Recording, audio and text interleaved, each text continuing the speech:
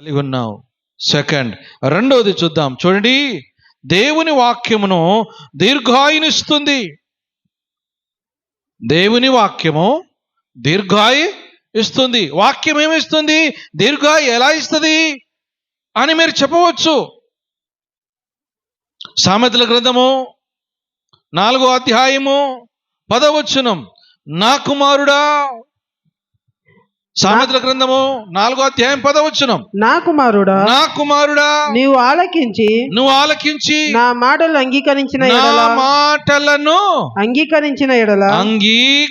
ఎడల నీవు దీర్ఘాయుష్మంతుడవుదు.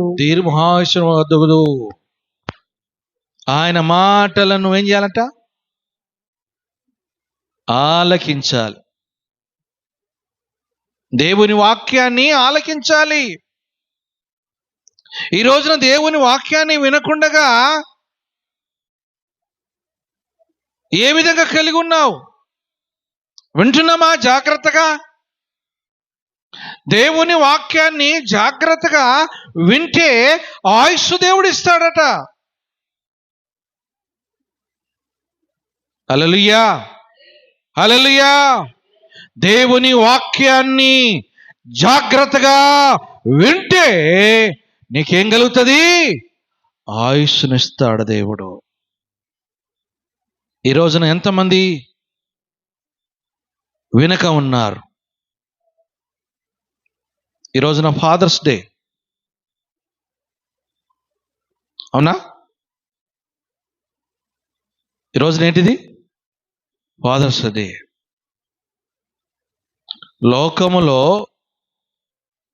దేవుడు తండ్రిని ఏర్పరచుకొని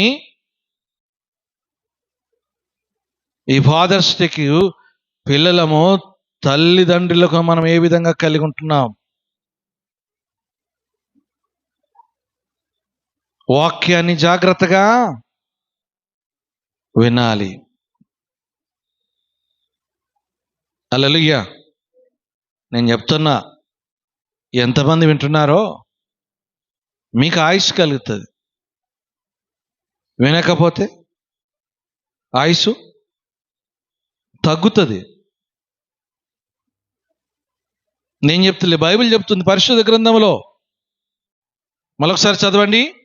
సామెతల గ్రంథము 4వ అధ్యాయం 10వ వచనం, నా కుమారుడా నీవు ఆలకించి నా మాటలు అంగీకరించిన ఎడల నీవు దీర్ఘాయుష్మంతుడవు. నుండు నీరేళ్ళు అంటారు. దీర్ఘాయు. బ్రతికిన కాలం అంతా కూడా నువ్వు దీర్ఘాయుగా ఉందువు.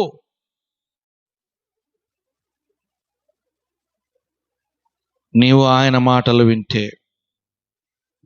ఆయన వాక్యానికి లోబడితే, ఆయన వాక్యానికి నువ్వు లోబడితే దేవుడు నీకు ఆయుష్నిస్తాడు. ఏమిస్తాడు? ఆయుష్నిస్తాడు. మరి ఆయన ఆయుష్ను పొందాలంటే వాక్యాన్ని వినగలుగుతున్నామా? వాక్యాన్ని చదవగలుగుతున్నామా? మందిరానికి వెళ్ళినప్పుడు జాగ్రత్తగా వాక్యాన్ని వింటున్నామా?